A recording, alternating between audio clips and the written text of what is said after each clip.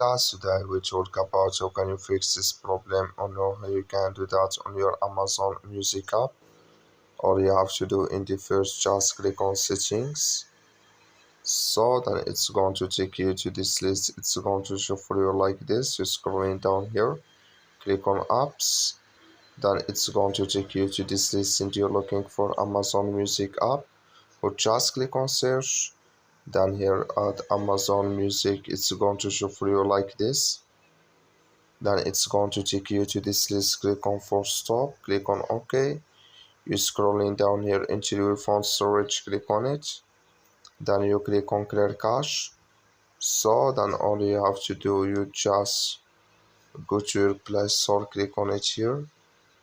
Then you will search here for Amazon Music. It's going to show for you like this. You will find your update, click on it, then it's going to work with you.